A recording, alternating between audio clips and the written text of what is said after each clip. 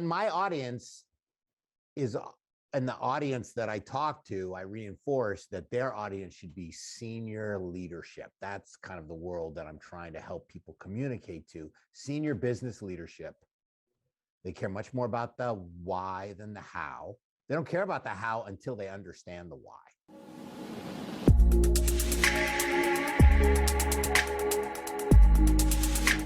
This episode of the Ken's Nearest Neighbors podcast is powered by Z by HB, HB's high compute, workstation grade line of products and solutions.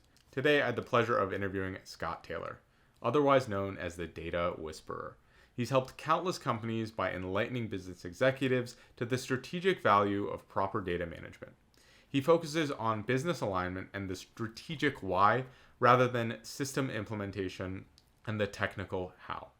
As principal consultant for MetaMeta Consulting, he helps enterprises and tech brands tell their data story. His book, Telling Your Data Story, Data Storytelling for Data Management, is available now. I've linked it in the description. An avid business evangelist and original thinker, he continually shares his passion for the value of data through industry events, public speaking opportunities, blogs, videos, white papers, podcasts, cartoons, puppet shows, and all other forms of thought leadership. He lives in Bridgeport, Connecticut, where he often kayaks the Black Rock Harbor. He can also juggle pins and blow a square bubble.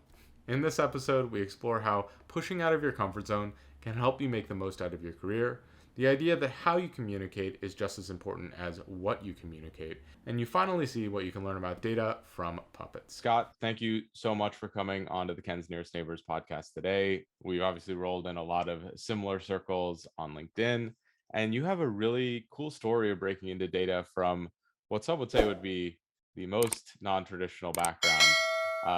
And I'm really excited to hear about how you've carved out your niche in the space and some of the things that you've picked up along the way, or some of the things that you find particularly interesting about the space from not necessarily originating in it.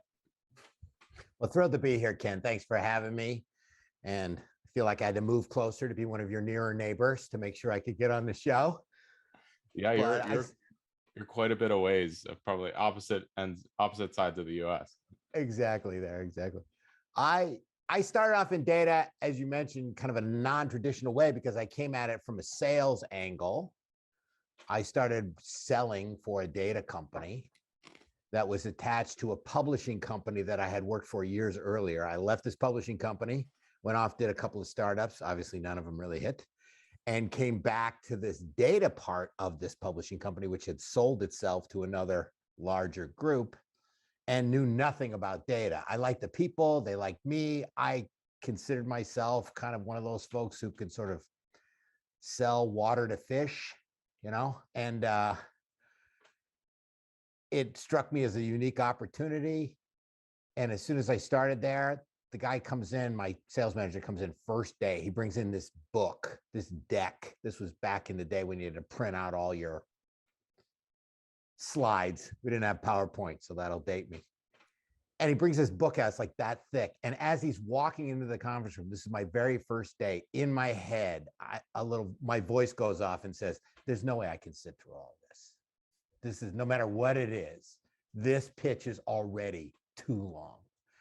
And he starts going on and on. So I got good at really crystallizing the value premise of this particular data company, which was focused on creating standardized, what I would call now, which we call now master data, reference data, metadata, kind of an external third-party source of that to help enrich and structure other people's files. And I got really good at really telling that story. And when I told that story in a way that people could begin to understand it, the business just took off. It was literally a sales and marketing story about a story, which was, if you position things correctly, if you can be really crisp and direct around what your value proposition is, if you can show that people the benefits of what you have to offer in their language, and the stuff you've got is good, you're pretty unstoppable. And this business literally grew 12 times its size at Nielsen, and it was a huge success. And I kind of never looked back. Every time, I mean, that's how I got hooked on the data business. But it was always, and today, what I do today is talk about how people talk about the value of data and try to help folks position it in a really business accessible, simple, hopefully buzzword free approach. Because when you run into a CEO, you only have about a couple of minutes to make your point. And that's the audience I'm trying to help people go to. That's incredible. And something I would like to ask you is, why is there such an inclination to overcomplicate data decision making? I think that there has to be a lot of nuance, but I also think that when you're trying to communicate and drive action, the language around data, it really struggles to meet the needs of the decision makers. And why do you think that that's so prevalent in this space? I think part of it's inherent just in the world of technology, which tends to be, okay, here's the newest, latest, greatest thing that replaced the newest, latest, greatest thing we told you about last week. And the hype around it and the intensity and the lack of understanding by a lot of business folks, which I frankly think it's a little bit taken advantage of. And this idea that I can't find another word for it other than ridiculous, this ridiculous sort of notion that all we need to come up with is the next thing, and it's called this, and it will solve all the problems. So an example, and technical value aside, today it's data mesh, it's data lake, it's data lake house, it's data fabric, it's, those things are positioned, and again, with all respect for folks who do them, the raison d'etre of all of those things seems to be a magic bullet. We finally got it. This is what you need. And I think it just kind of feeds on itself.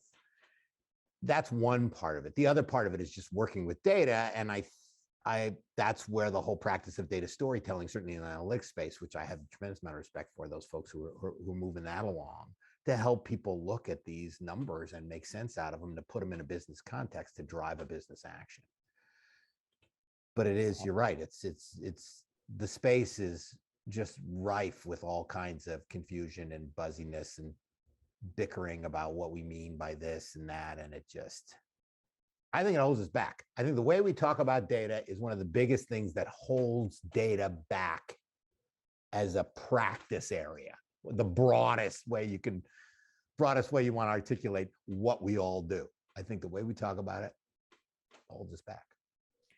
Well, something that I really took out of that is a lot of the things that data teams and people are talking about is future oriented. It's building things rather than deconstructing things. And from what it sounds like, a lot of the time, building things is not going to necessarily be the answer.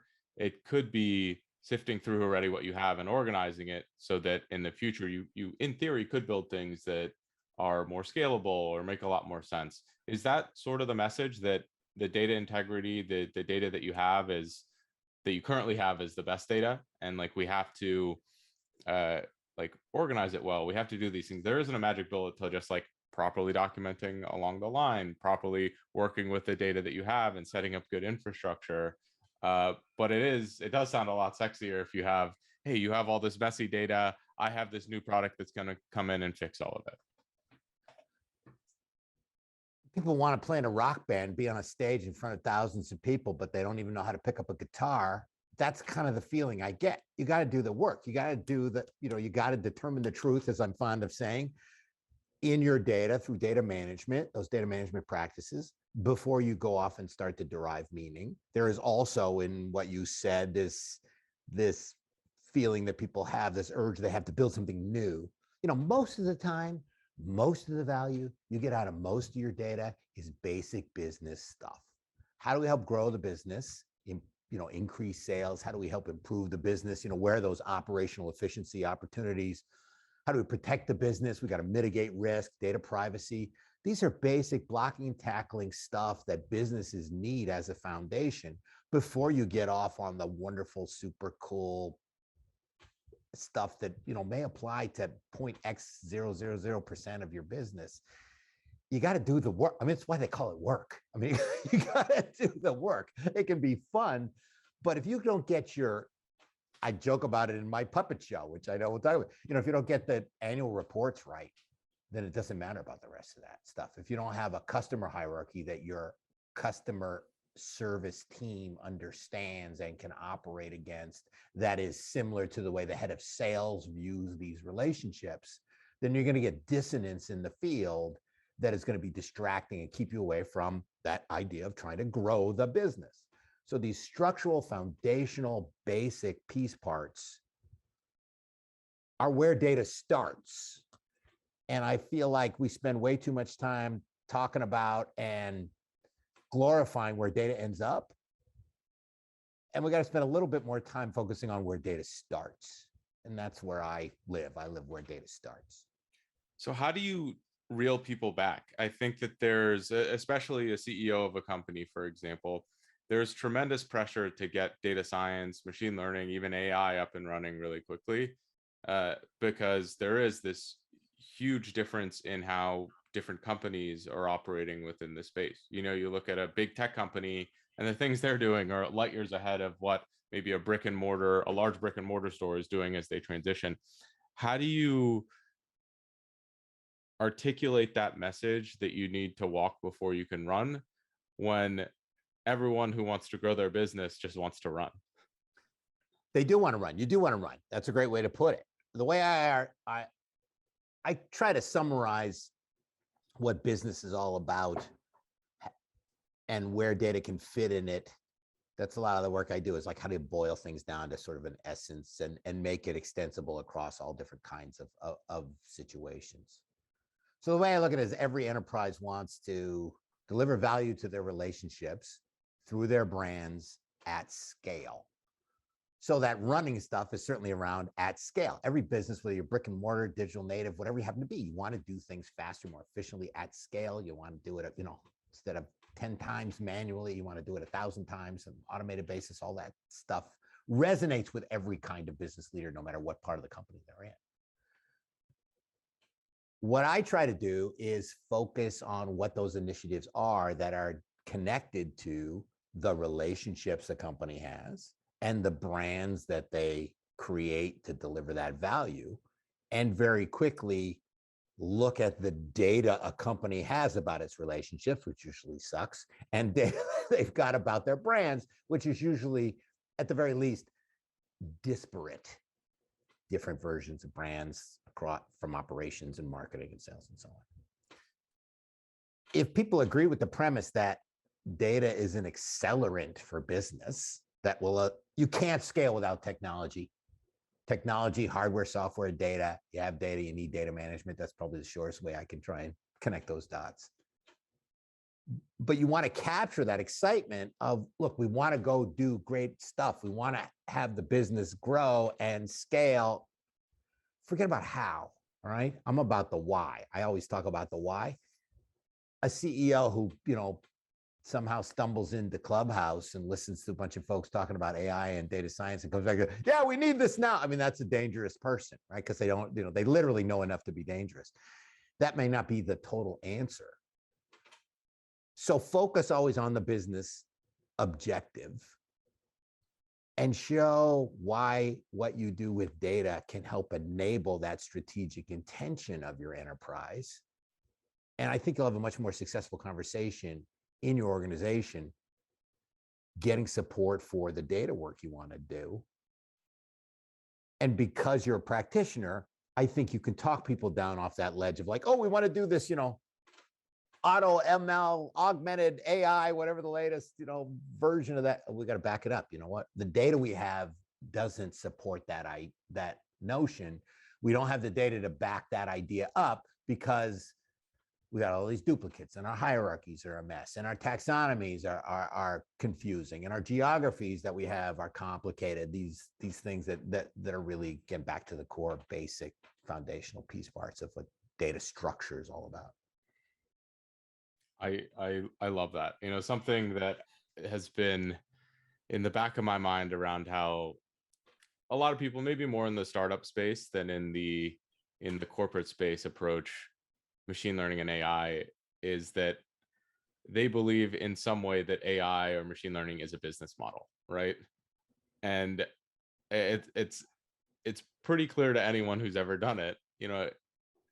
Machine learning AI, these things can enable a business model. They can help you improve outcomes, but the AI or the machine learning in and of itself is not a business model. No, right? absolutely not. You I've have never to be heard that, driving but some that's value. yeah. I've never heard that before, but that just sends chills up my spine. To have somebody think that a technique, an approach, is the business model.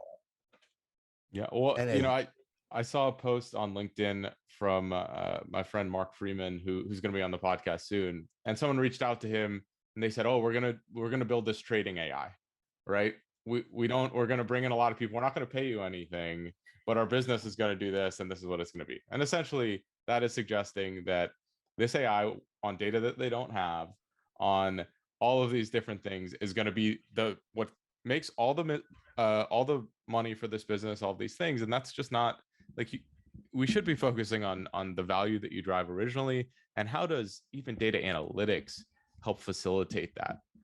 Not thinking that this is an end all be all without having any understanding of it. That is it's becoming more and more common, and it's more and more frustrating every time I see it as well.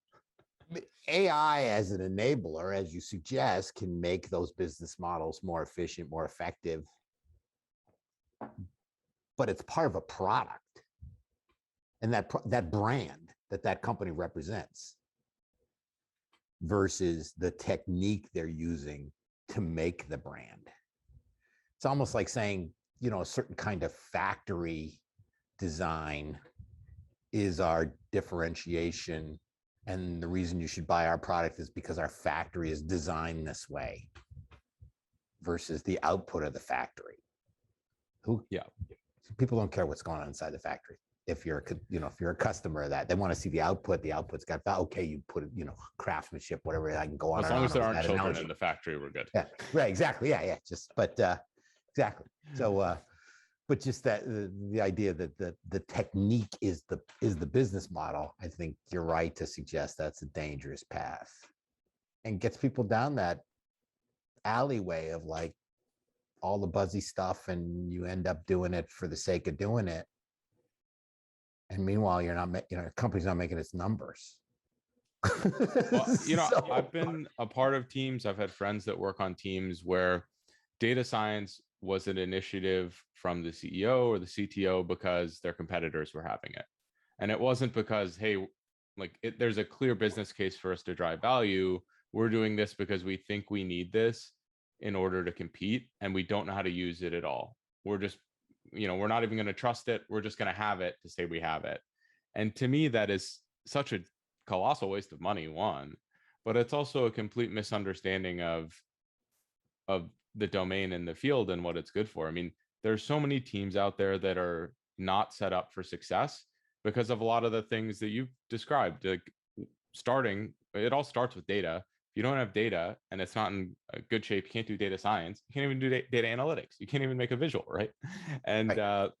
It's this thing that snowballs up the chain of command, and it gets worse and worse the later you start, or the further down the road you set your initial sights. This episode of Ken's Nearest Neighbors is brought to you by Z by HP. HP's high compute, workstation grade line of products and solutions. Z is specifically made for high performance data science solutions, and I personally use the ZBook Studio and the Z4 workstation. I really love that the Z line can come standard with Linux, and they also can be configured with the data science software stack. With the software stack, you can get right into the work of doing data science on day one without the overhead of having to completely reconfigure your new machine. Now back to our show. I'd love to switch gears just a little bit. You've been on the speaking circuit for a while, and I think that level of extroversion, or that type of that type of putting yourself out there, isn't necessarily comfortable to a lot of people in more individual contributor roles.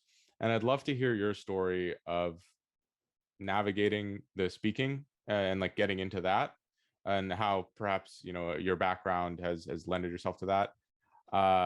And then I'd also like to get your thoughts on there's an importance of putting yourself out there, right? That's really valuable in speaking. That's really valuable in sales. But one thing you've articulated to me is you also really stay in your lane with the data domain. You know what you know, and you're not going to claim to know things outside of that. How do you balance those two things, where you want to get outside of your comfort zone, but you have to be true to what you know to be authentic? Long question. I apologize.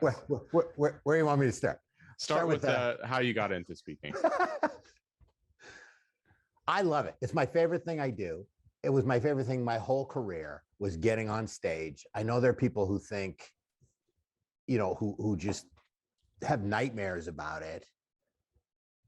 I come from a totally different angle, which is like, the bigger the crowd, the better I am. I just love it. I thrive on it. It's exciting. It's really fun. It takes your whole being to do it correctly and to do it well.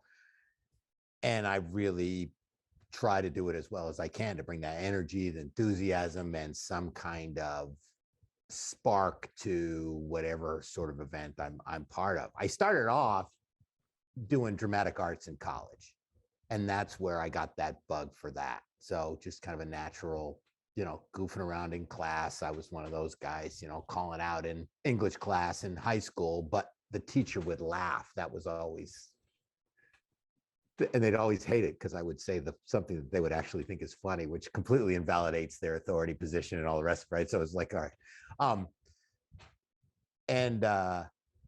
But then channeled that desire into dramatic arts, and did plays every quarter I was in college. I did at least a play, if not two at a time. And so that was just, getting used to using your voice, getting used to knowing where the light is, focus, timing, presence, all those things. It's a technique. And the more you can learn a technique, no matter what it is, it's like R and Python. And, if you work at that and you can do better coding and programming, you're better at it, right? So it's, it's a discipline, and it's a craft. And then when I got into business, I was good at presenting. I started doing industry events when I was at Nielsen, and that became kind of part of my personal brand. Was, okay, we would sponsor an event, but I would get to go on stage, and unlike the usual vendor, I was, generally, I'm not bragging here, but it's generally the highlight of whatever agenda it was, especially because the competition's not that tough when it comes to sort of, dramatic effect at some of these, conferences, hate to say. So I had, fairly, to the point where I would look at an audience, there'd be somebody before me, and I would look at an audience, and they'll all be there, and they're being attentive, and somebody's going through a use case or a case study or whatever. And I go, okay, I know in like 5 minutes, all these people, or most of them, are going to feel different than they do now, and none of them know it. So it was really fun moment to sit in the back of a room of a couple hundred people and go, okay, I know that all these people are going to feel different. I know the energy is going to be different, watch from, now in 10 minutes. So you get a thrill out of that. Anybody who does performing does that, gets that kind of thing if you love it. And for me, out of my comfort zone is not the content that I talk about, but maybe the approach I take. Okay, can I make this bit a little crisper? Can I come up with a different angle on something? There's a big theme out there. How do I draw what I know and connect what I know to that big trend in the industry? Can I try a different way of delivering? Over the last year and a half, I've done more on-camera stuff than I've ever done in the whole rest of my career, and I'm getting better and better at it. And that, for me, was really a good way to beef up my stable of capabilities. And the content I stick to. So I came at it from acting, and that's almost an unfair advantage in most business situations, because they're very rare that anybody did any kind of consistent. And I did local theater outside of college. I'm not saying I was ever going to go off on an acting career or be a star in that stuff, but I know I've got that talent in me to be able to do that. And when you actually spend a lot of time talking to people you don't know, pretending you're someone you're not, and making memorized lines sound like they're coming out right from you in that moment, that's a muscle that, if you strengthen, becomes really, really valuable. So when I'm on these agendas, I know they're, rarely I'll see somebody and you can tell when you do this stuff enough. And, when you go to auditions and things like that, they always say they can tell in the first couple moments, and you can tell in the first, somebody take the stage. What's their voice like? How do they, command what's their stage presence? That's a really big part of it. Can you really command this room and take this room versus, getting up there and shuffling around. Hi, I know I'm the last thing between you and drinks tonight, but I'll just go through this, self-deprecating, blah, blah, typical opening of, half the sessions we usually see, which is, if you don't want to be there, why do I want to listen to you? So, having fun with it. Energy is at least, I've found to energy and kind of the focus around it is at least half the game for sure. Just having that kind of stage presence and that energy in there. Well, something that I've really picked up on is if you don't sound like you believe in what you're saying, why should anyone else believe in what you're saying, right? Yeah. And it's fascinating to me if you look at how technology has evolved in every drop of an iPhone. Even I think the most famous one is, I think it's like Michael Ballmer with Windows 95 or 97 or something, and they're on the stage. They're like doing that, quirky dance. Yeah.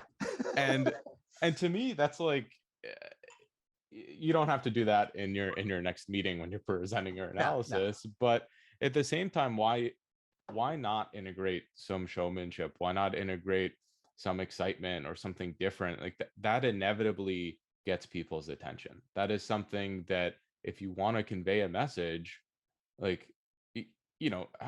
think an example is how much money and time and effort they spent on the boxing of the initial iPhone, where when you open it, it takes like 6 seconds for the thing to come out. It's really slow. It's like, it's dramatic effect. Like, yeah, you're going to be more excited about what's coming out of it. Like, there's so many levers that you can pull with how you deliver information. To me, it blows my mind that people just don't understand why they're not getting the response they want from what they're offering, whether it's a dashboard, whatever it is. It's like, well, you presented it completely wrong. You could probably pull a complete 180 if you set it up correctly. And I think that's something everyone can take away from the theater, the dramatic arts. There's like anticipation built up. There's sequencing. There's like conflict. There's resolution. And how much of that do you see in your everyday meeting or your everyday speech about a technical product? Very little. I mean, honestly, you got to remember, if you're trying to explain something to somebody, the person you're explaining it to doesn't know it, right? They haven't lived it. You come in there, you've worked all this stuff, you spent all this time doing all these things, you've been your whole life, and you come in there like, why don't they understand? And you just don't even know where to begin.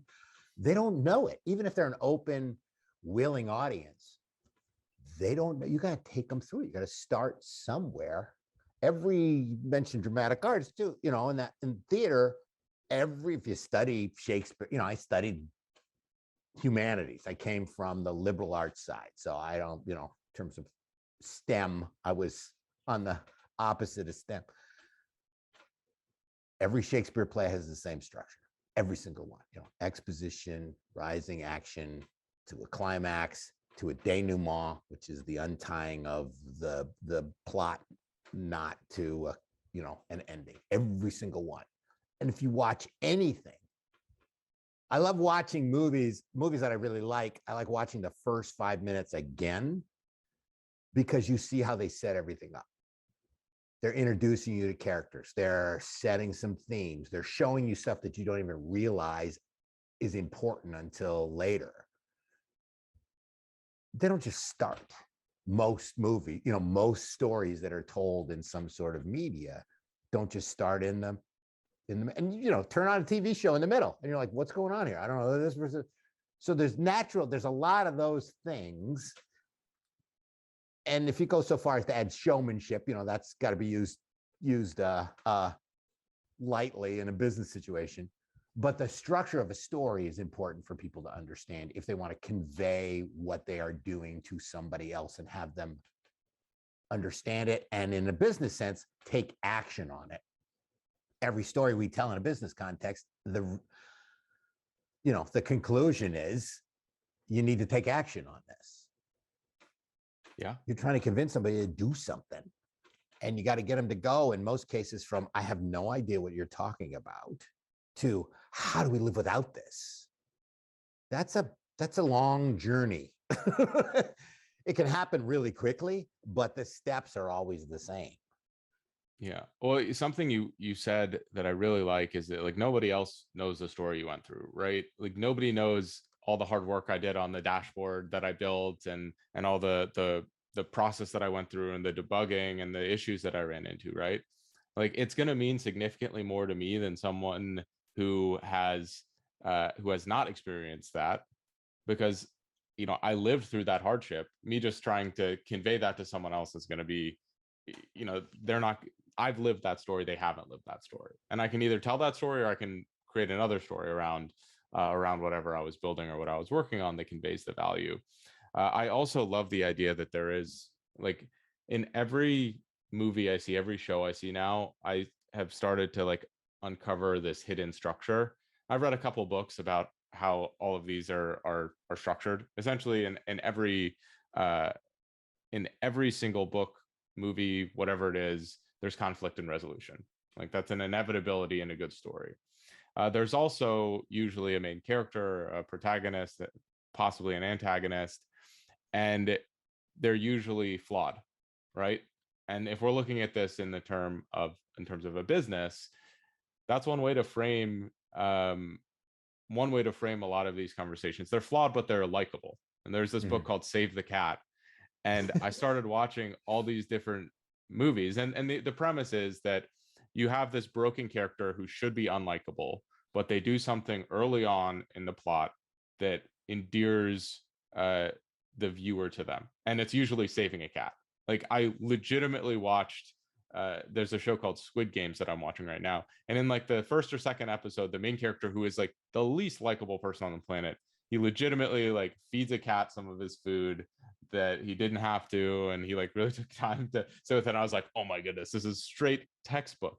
Right. And there was another one, I think in like one of the Suicide Squad movies, the main character also did the exact same thing with a cat or something like that. Yeah, right. Like like it is scripted. Like these are things that happen and everything, and they're done consistently because they work.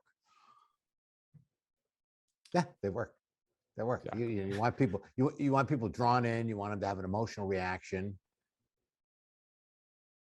To your other point about kind of the struggles you went through to create something, most people actually don't even care about that. I don't mean to be cold, but that's not the story they want to hear, right? Exactly. That's your story, not their story. It's your life story. As I counsel people, it's like, you want to tell a story, but you don't want to tell your life story. Okay. So it's like, once upon a time, I started here, and then I used R, and then I tried this, and then I did NoSQL, and whatever it happens to be. And we tried this and it didn't work. So I get to it and my audience is, and the audience that I talk to, I reinforce that their audience should be senior leadership. That's kind of the world that I'm trying to help people communicate to. Senior business leadership. They care much more about the why than the how. They don't care about the how until they understand the why. Focus on why it's important to them, to their business. They hired you because you do all this great stuff, so you already got the job. Put those practices in play in a way that it helps the business, which we're all part of. I even kind of bristle sometimes on this almost artificial differentiation we have sometimes with sort of data and IT and the business. I'd like some of those walls to come down. I'm a perpetrator. Yeah, because this is like, well, aren't you you work for the business too? So we're all, you should learn the business, understand the business, unless you're just basically like a data science assassin that they can put in a room and you just like solve anything. They have those kind of super experts out there in every field. Unless you're that, which most of us aren't, no matter what we do. Learn the business, learn your business's story. There's a story already there. Learn it, understand it, know the characters, know who's feeding the cat, know where the objectives are, and show how what you can do can move that along. It may not feel as exciting and as sexy as I've just come up with a brand new total, our new business model is AI, and we're going to completely transform and disrupt everything we do and rip it all apart. You know what? If you're working for most companies, that's not going to happen very quickly. Yeah. The reality is they got, like most companies, most of the time, most of the data value comes from just making sure the stuff they're doing is working better and fixing the problems that are already there. I couldn't agree with you more. I would like to ask you a little bit more about the puppet show that we alluded to earlier. Sure. I think that's fun and different, and I really value different takes, different perspectives, different ways of conveying information. I think that's legitimately what I've made my name in this space, is a different medium, perhaps, or a different way to convey a message. And I love hearing about the origins of where other ones of those have come from. So my puppets, the Puppets of Data, it's on YouTube. It's on my LinkedIn profile. I'll link it below. Yeah, with link below. Came about. So I did this video like end of 2019. And it just took off. I mean, unlike anything else I had ever posted, done, whatever, it was literally the biggest hit I ever had with these crazy, but the CDO, the chief dog officer, and the ITB who speaks in buzzwords. And then this business monkey comes in, and I did all these voices, and I had all these literally what I thought were just sort of data jokes and lined them up.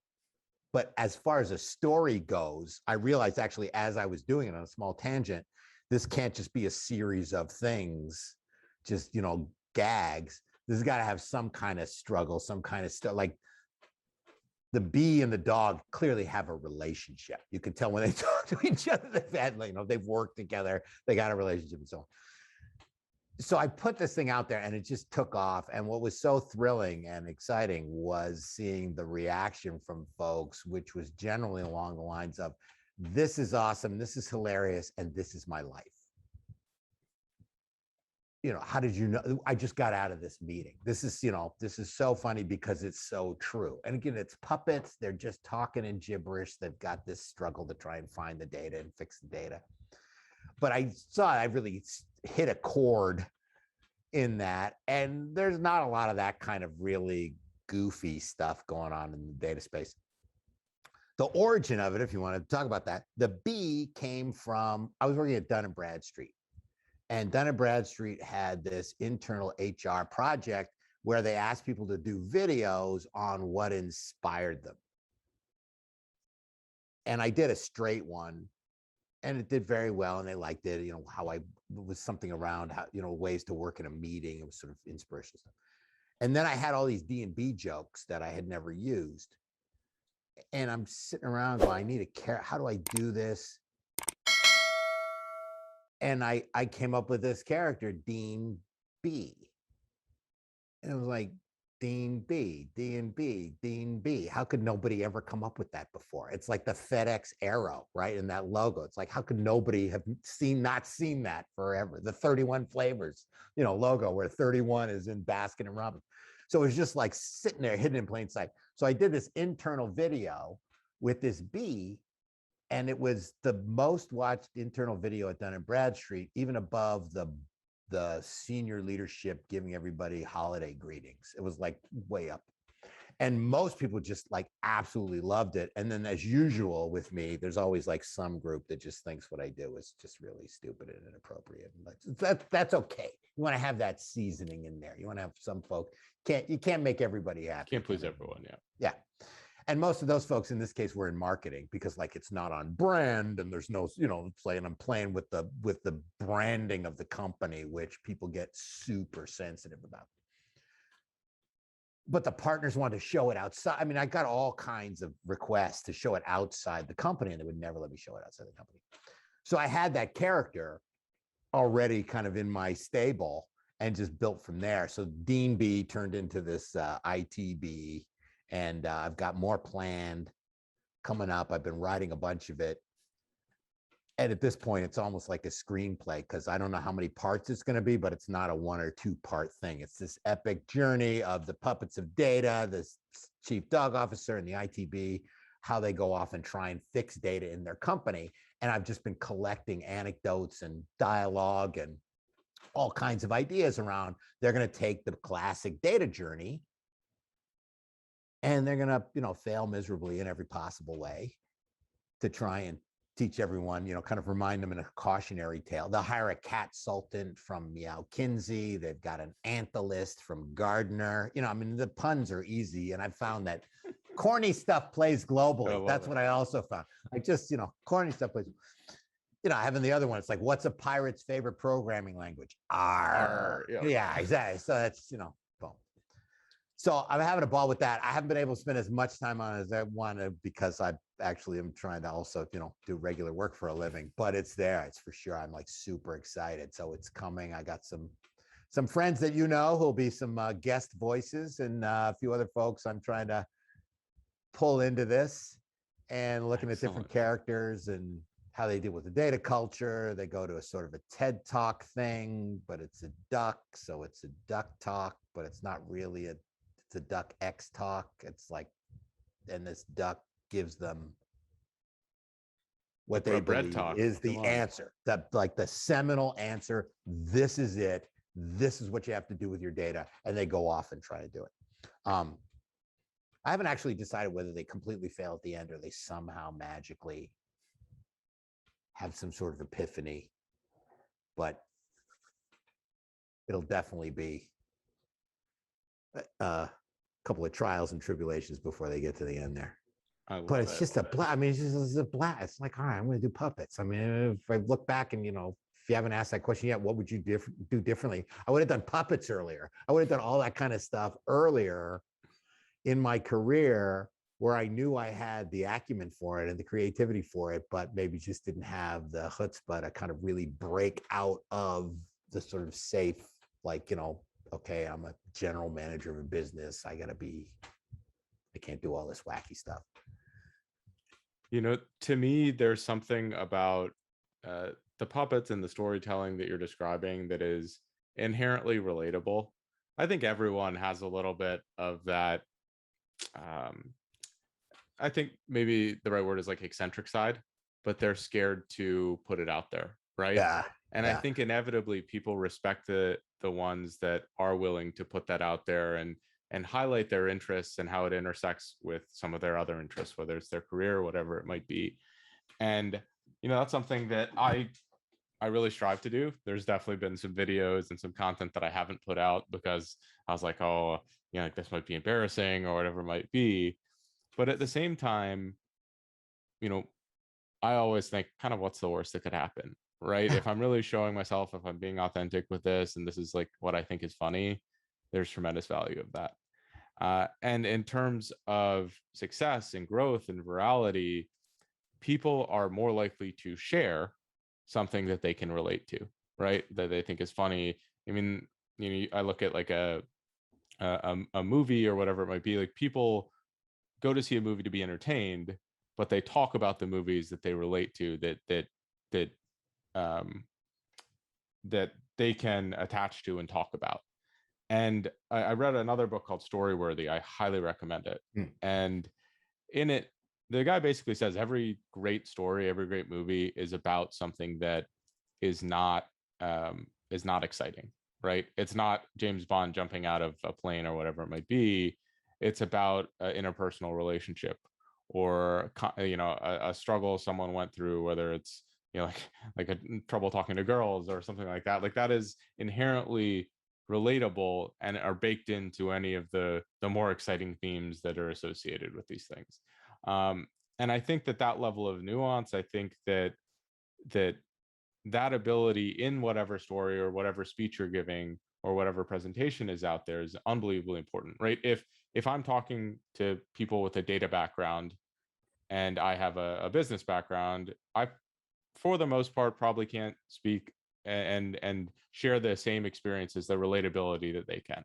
I think one of the things that you really do have working in your favor when you go and speak is that from the sales, from the business background, if you're speaking to CEOs, business stakeholders, business leaders, they say, hey, this person can share my experience. He knows where I'm coming from, but he's also picked up this unique data insight in these types of things. Sometimes crossing that barrier, or as I think less than a barrier, getting through that gray area between business and data science can be really hard if there isn't any relatability. Honestly, in my career, something that's been very valuable is I've been a management consultant. I was in consulting before I moved into data, and Oh, I wow. Okay. understand the Yeah. differences, right? Yeah. Yeah. But That's but great I experience. Yeah. but I can see, if I was just coming from like my peers in computer science when I got that degree, or when I worked in that domain, I can see where the message gets muddled. And being able to relate on both sides is something that hopefully in my career, or in any of the endeavors that I do, I've seen a tremendous return on investment, even though I didn't really intend it to come out this way. I found I kind of live in the gap. That's where I started to see some success between the data folks, IT folks, and the business side, and be able to articulate what the data people were trying to say. And I found this consistent frustration. I was calling on people all the time, every kind of company. At Nielsen, we talked to packaged goods manufacturers all over the country. Then I moved to a global role and started talking to all different kinds in media and different businesses they were in. And Nielsen was in. And there was always this frustration on the data from the data folks of just like, people don't get it. And so they were right. They were right. The stuff they're working on will help the company. Their approach to it is going to, will most likely work. The value they think is there is pretty much there. They just have this frustration.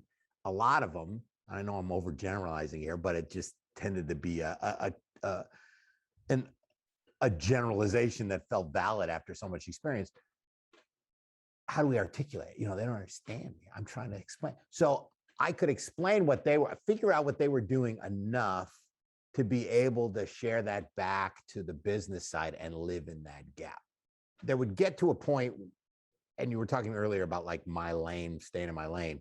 There's a point where I just absolutely do not understand it.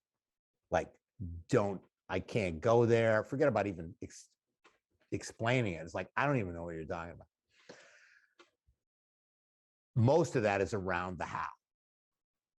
Very little of that is around the why. Yeah. So it's okay. This is how you're going to get it done. This is what we're going to do, right? Yes. And the stuff that you're talking about is going to get it done, right? I trust you. That's going to, yes. All right. I'll help you go explain it.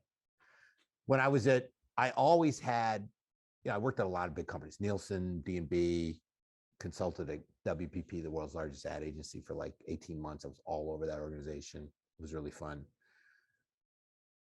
I always had a technical partner who would keep me honest. And when I got to D&B, I did this a lot at Nielsen. I talked to operations people, I talked to production people, I talked to people who actually get the work done, because it was really important for me to understand, okay, how do we do what we do? And I would even open, because at that point in my career, certainly it was like, look, I know where my talents are. I can make stuff sound compelling. Okay, so that's what I do. I can make stuff sound good.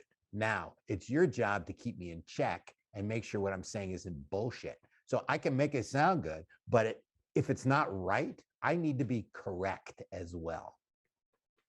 So I'm throwing it on you to let me know, to speak up, to, if you hear me speak and I'm going to do a session, like afterwards, tell me if these things aren't right or not. And the best friends I had in any business environment, or the best partners I had, were the folks who would say that. They would go, Scott, that was really funny, but it's completely inaccurate. Or, don't say that. I mean, I had somebody I worked with in Nielsen, and she was just like, the thing you say, don't ever say that again. All right? It's stupid. Anybody who understands it thinks you're stupid. I mean, you're just a great friend of mine, so she could speak that way. But it's like, okay, I won't say that anymore. So that's what I mean, kind of by knowing your spot. And I had a product guy I worked at D&B, a great guy, and he would just, I would just ask him how I feel about things. People would come in and say, oh, we're gonna blah blah blah blah. I go, how do I feel about that? Is that good? He'd go, yeah, that's good. I love. Okay, I love it. I don't even understand why. So there's that balance in there. But in terms of knowing your spot, I've worked with a lot of folks at these companies who had really great ideas or initiatives or concepts. They just couldn't pitch them right. I mean, at a certain level, and it's pitch, there's, Yeah. Well, so my heroes are Don Draper, not at home, but at work. Those are I just go in and tell that and just nail it in front of a whole bunch of folks and just capture their hearts and minds around the image of whatever he's pitching. I think something that I really struggle with in that environment is that culture and trust are really important. And in a lot of organizations, the C-suite or people who are decision makers, they don't necessarily trust the data people, the data scientists, whoever it is, enough to just go with their solutions without fully understanding them. And the problem is that they're never going to fully understand the solution because sometimes there's like randomness. Like it's very difficult to articulate why a neural net is spitting out something that it is. There are better tools now that we have, but even the data scientist doesn't necessarily know like why it's creating a specific outcome, right? We can test the outcomes. We can see that they've been reliable over time, but the fact that we don't know why and we can't articulate that to a business stakeholder is usually a moot point. And it's like, oh, if I don't understand it, I don't want to use it. And I think that that's getting better, but are there things outside of trust and culture around those things they can sort of bridge that gap? I assume part of that is selling, but how would you sell around an obstacle like that? What are the results? I think results are part of it too, even if it's an experiment or a test. Did you show some form of result? But if you're trying to convince good leaders that I've dealt with and worked with don't question. They trust their employees. Yes. The methodologies. Yeah. They're like, all right, I believe you. That's a lot of weight. You got to realize, you better be right. Somebody's really picking it apart. There's probably something else. So in some cases, there's something else, and they're just coming up with reasons to say no. And sometimes, again, when you get that in selling all the time, they're like, all right, this person's just coming up with, no matter what I say, they're going to come up with an objection. But that trust, you got to build that trust. That trust is really, really critical. And I would just, I would question somebody who's just picking it apart too much. Is that really is that my dad was one of the greatest salesmen on earth. And he even said to me when I was a kid, he would be like, what's the real question? So when you're asked that when you're 9, you get some pretty good training. Because he knows, like, okay, and it sort of sensitizes you, like the person that's in that quit, that's not the real question. I studied history in college. That was what I literally majored in. And they talk about underlying causes and immediate causes in history. Like what happened, somebody was assassinated. And so there was this war after that. But underneath that, there were, years of turmoil and dissonance and struggle that kind of built up to that point. It didn't just start. And that's just the linchpin. Yeah. So, looking for those kind of things too. So a little bit of similar situation, but just feel like it's kind of the same thing. Unbelievable stuff. That is all the questions I had today. That's it. We're done. All right. This was fun. Yeah, we're done. Yeah. Are there any, so how can people find out more about you? Are there any initiatives you're working on right now you'd like to share about? Excellent. So they can find out. We'll put some links, I guess, in the show notes here. So find me on LinkedIn. My website, MetaMetaConsulting.com, is basically a site that I put together just to have a place to put all my stuff. So it's got all my, finally, because I was living so much in LinkedIn and I need this. So all my videos, all my blogs and podcasts, and this will be up there, and the events that I do. And this is all I do for a living right now, which again is thrilling because I'm doing the most favorite part of what I've done in my entire career. That's all I'm doing now. So I'm just, from a career perspective, as an analogy, I'm just eating filet and lobster tail. It's fantastic. I hope you don't kick out. No, I won't get out. It's a balanced diet for sure. And then trying to expand, more puppets, more cartoons, more stuff like that. So it's all on there. I just posted something that really went well. It was a little story, another story angle with my grandson, who was affectionately named the Data Whisperer Junior.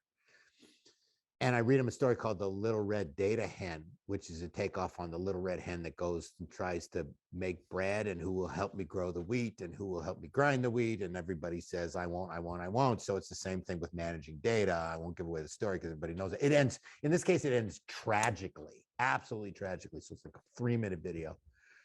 I got another one. It was such a big hit. And so he was great in it. So we're doing another one called The Emperor's New Dashboard. You already know what it is. Of course. Sometimes they just write themselves, Ken. So we're going to work on that one. I want to do something for the analytics community, a little more focused on them. Obviously, it's clear where that story's going. But initially, it's that kind of stuff I'm working on. I'm partnering with a couple brands, doing content with them every month. That's keeps the lights on, keeps it going. I love working with them, and I love that they like the way I help them tell their story. The book keeps going, telling your data storytelling for data management, 99% buzzword free, right on there. That's I don't want to overpromise. Is buzzword a buzzword technically? A buzzword is probably a buzzword. People like, oh, that's a 1%. One person's like completely disruptive technological advancement is another person's buzzword. So it's all, it is literally all relative. But it's fun to just kind of to play on that. And, more to come. I'm just going to keep doing what I'm doing, more events, get better at what I'm doing, get, more succinct, a little more pointed, a little more satirical, a little funnier, just keep it going and just keep talking to folks like you, Ken. So that's my plan so far.